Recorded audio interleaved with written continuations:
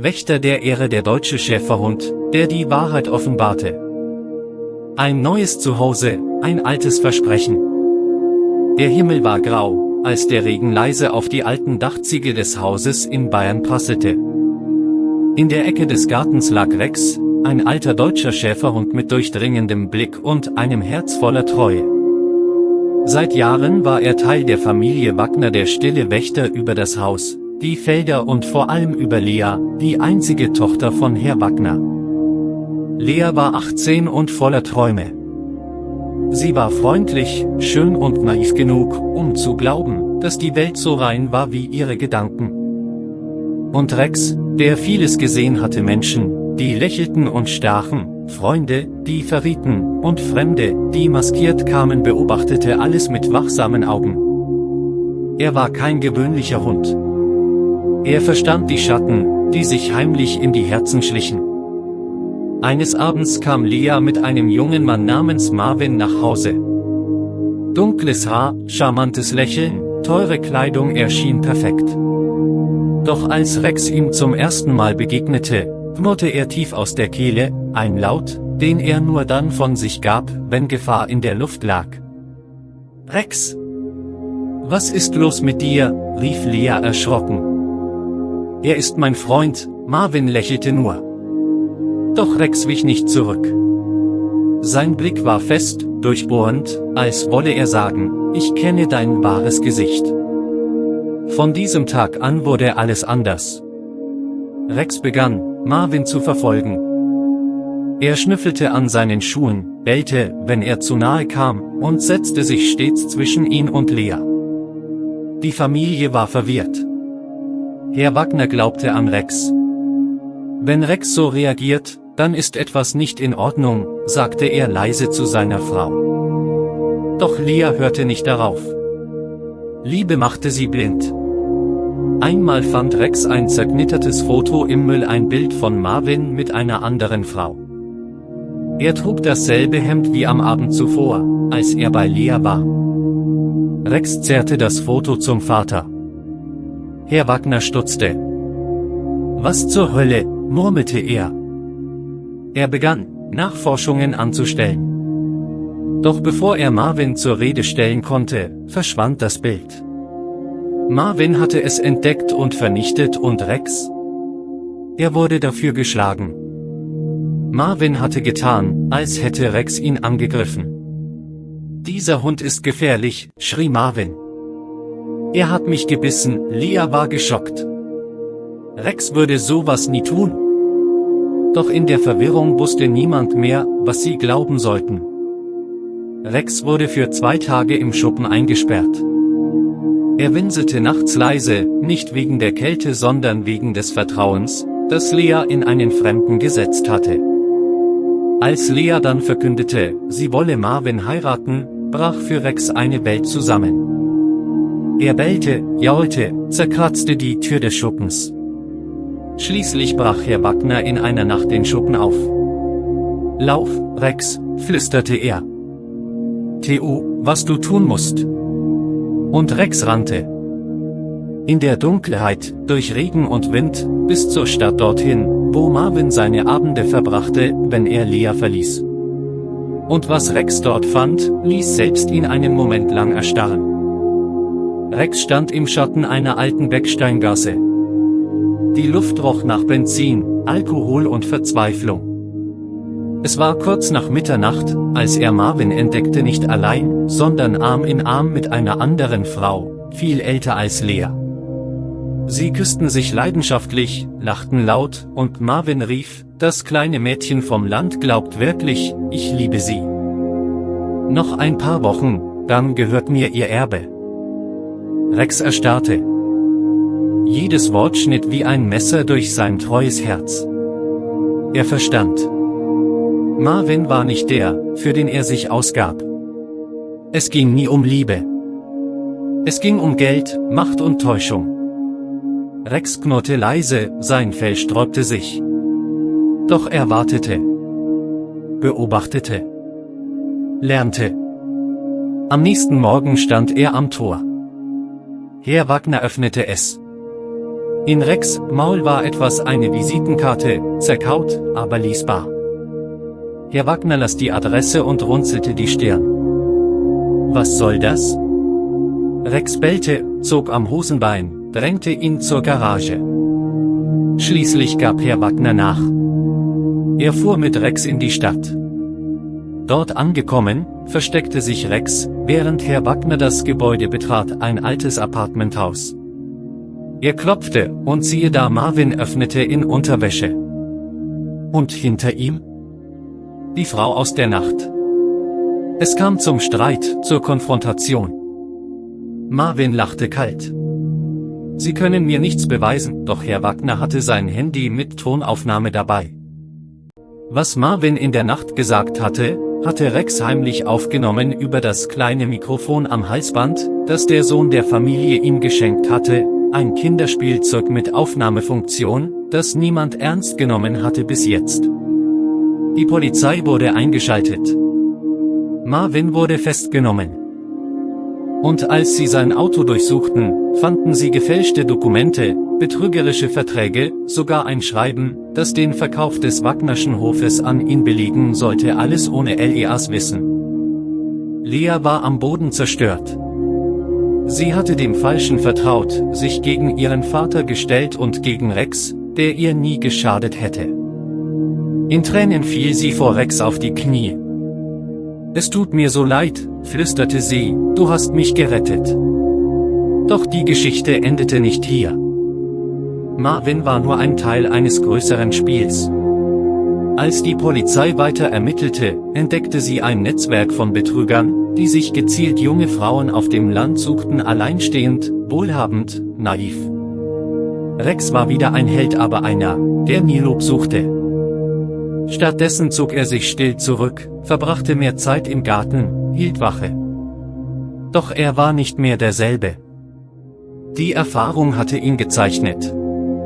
In seinen Augen lag nun eine tiefe Traurigkeit, nicht nur über das, was beinahe passiert wäre, sondern über die Blindheit der Menschen, die so leicht dem schönen Schein verfallen. Eines Tages kam ein Brief. Es war von einer Organisation für tiergestützte Therapie. Sie hatten von Rex gehört, von seinem Mut, seiner Intelligenz, und boten an, ihn in ihrer Arbeit einzusetzen, um traumatisierten Kindern zu helfen. Doch die Familie sagte nein. Er ist nicht nur ein Held, sagte Lea leise, er ist unsere Familie. In der folgenden Woche wurde auf dem Hof ein Schild aufgestellt. Hier wohnt Rex, der Wächter der Wahrheit. Doch Rex war müde.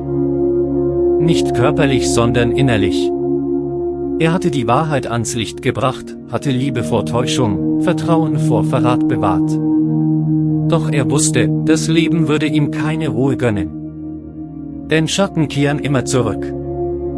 Nach den dramatischen Wochen auf dem Hof kehrte endlich Ruhe ein, zumindest schien es so. Lea hatte sich verändert. Sie war stiller geworden, reifer, vorsichtiger. Rex war stets an ihrer Seite, wie ein Schatten, der nicht wich. Doch was niemand wusste, Marvin war wieder auf freiem Fuß. Aufgrund eines Formfehlers bei der Verhaftung hatte ihn das Gericht vorläufig entlassen. Und sein Hass auf Rex war stärker denn je. In einer stürmischen Nacht hörte Rex das Knacken eines Zweiges hinter dem Stall. Seine Ohren zuckten, der Körper spannte sich. Da war jemand, der nicht hierher gehörte. Rex bellte laut, rannte in Richtung der Geräusche. Herr Wagner eilte hinterher, doch Rex war schneller. Im Dunkeln erkannte er die Gestalt. Marvin. Mit einem Messer. Der Angreifer fluchte, als Rex sich auf ihn stürzte. Es kam zum Kampf. Marvin schrie, schlug mit dem Messer um sich, und Rex wurde am Bein getroffen. Doch er gab nicht auf. Er biss zu, hielt ihn fest, bis die Polizei alarmiert durch Herr Wagner eintraf. Marvin wurde diesmal endgültig verhaftet. Lea weinte, als sie Rex' blutendes Bein sah. Der Tierarzt kam sofort, versorgte die Wunde, lobte Rex, dieser Hund hat ihrer Tochter das Leben gerettet, schon wieder. Doch die Verletzung heilte langsam. Rex humpelte. Er spielte nicht mehr wie früher, und oft lag er einfach da, blickte hinaus in die Felder, als ob er Erinnerungen suchte, die nur er verstehen konnte. Lea, voller Schuldgefühle, blieb jede Nacht bei ihm. Sie las ihm leise vor, streichelte sein Fell, erzählte ihm, wie sehr sie ihn liebte. Und Rex? Er legte seine Pfote auf ihre Hand, sein Zeichen, dass er ihr verzieh. Eines Tages kam ein kleiner Junge auf den Hof. Der Sohn eines Nachbarn, der von Hunden träumte, aber nie einem begegnet war, der ihm vertraute. Zuerst zögerte Rex. Doch dann ließ er ihn näher kommen. Der Junge lachte, umarmte ihn, und in Rex' Augen kehrte für einen Moment das Licht zurück. Doch nicht alles blieb hell. Eine neue Familie zog ins Nachbardorf und etwas stimmte nicht mit ihnen. Rex spürte es sofort. Der Mann roch nach Angst, Gewalt und Dunkelheit. Immer wenn Lea in deren Nähe war, knurrte Rex leise. Niemand glaubte ihm. Nicht jeder, der komisch ist gefährlich, sagte Herr Wagner. Doch Rex wusste es besser. In einer Nacht hörte Rex Schreie aus dem Nachbarhaus. Dann Stille. Er bellte, zerrte an der Tür. Herr Wagner öffnete sie, Rex rannte los, quer durch die Felder. Im Haus nebenan war Chaos. Möbel umgeworfen, Blutspuren auf dem Boden. Die Frau des Nachbarn lag bewusstlos, das Kind zitternd in der Ecke. Rex sprang zwischen das Kind und den Angreifer. Der Mann schrie, holte aus, doch Rex wich nicht zurück. Er war nicht nur Lias Wächter, sondern ein Wächter aller Schwachen. Diesmal war es nicht nur der Hund, der die Wahrheit sah, sondern ganz Deutschland, als die Geschichte in den Nachrichten erschien. Deutscher Schäferhund vereitelt häusliche Gewalt, ein Held mit Herz. Die Wagners waren stolz. Lea flüsterte in Rex' Ohr, du bist nicht nur mein Retter. Du bist der Retter vieler Herzen. Nach der Tat im Nachbardorf galt Rex im ganzen Landkreis als Held. Zeitungen berichteten über ihn, Kinder malten Bilder von ihm, und ein Tierheim in München wollte ihn als Symbol der Tierliebe auf Plakate drucken. Doch Rex selbst verstand nichts davon. Er kannte keine Preise, keine Schlagzeilen, keine Kameras. Für ihn zählte nur eines, seine Familie und ihr Wohlergehen. Der Winter kam früh. Schnee bedeckte den Hof wie ein weiches Leintuch. Rex lag oft vor dem Kamin, sein Bein noch immer nicht ganz verheilt. Doch wenn Lea den Raum betrat, hob er sofort den Kopf, seine Augen glänzten so tief, so lebendig, als ob sie sprechen wollten. Lea hatte sich verändert. Sie engagierte sich jetzt in einem Frauenhilfezentrum. Sie erzählte dort nicht nur von ihrer eigenen Erfahrung mit Marvin, sondern auch von Rex, wie ein Hund sie gerettet hatte, mehrmals, ohne ein einziges Wort. Er hat mich nicht nur vor anderen beschützt, sagte sie einmal, sondern auch vor mir selbst. An einem besonders kalten Abend geschah etwas, das niemand erwartet hatte. Eine Gruppe Jugendlicher, betrunken und wütend auf die Welt, brach in das Tierheim ein, das Rex öffentlich geehrt hatte. Sie zerstörten Käfige, verletzten Tiere, brüllten, lachten. Als die Polizei eintraf, war es zu spät, viele Tiere waren geflohen oder traumatisiert. Die Verantwortlichen? Unbekannt. Lea erfuhr davon und beschloss, das Heim mit Spendenaktionen zu unterstützen. Sie organisierte ein Dorffest. Der Hauptgast? Rex. Er sollte die Bühne betreten, umringt von Kindern, mit Blumen und Musik. Doch Rex war müde geworden. Sein Körper alt, sein Geist wach, aber zerbrechlich. Am Tag des Festes lag er ruhig in seinem Korb. Als Lea zu ihm kam, versuchte er aufzustehen, doch die Beine zitterten. Sie kniete sich zu ihm, nahm sein Gesicht in ihre Hände. Du musst nicht mehr kämpfen, flüsterte sie, Tränen in den Augen. Du hast genug getan. Und da geschah es. Rex leckte sanft ihre Hand, legte den Kopf auf ihren Schoß und schloss langsam die Augen ein letztes Mal. Kein Laut. Kein Schmerz. nur Frieden. Ganz Deutschland weinte mit der Familie. Die Nachrichten zeigten Bilder von Rex, Briefe und Blumen trafen auf dem Hof ein. Die Kinder des Dorfes zündeten Kerzen an, legten Spielzeuge vor sein Grab. Auf dem kleinen Hügel hinter dem Haus stand nun ein Stein. Rex, Wächter der Wahrheit, Retter der Herzen, Freund fürs Leben. Doch das war nicht das Ende. Ein Jahr später erschien ein Buch. Wächter der Ehre, die wahre Geschichte eines Hundes, geschrieben von Lea selbst. In der Einleitung stand nur ein Satz. Ich liebte, weil er wachte. Ich liebte, weil er blieb. Und so blieb Rex nicht als Hund, sondern als Legende. In jedem Wind, der über den Hof fegte. In jedem Stern, der nachts über Leas Fenster funkelte. Und in jedem Herzen, das wagte, dem Guten zu glauben.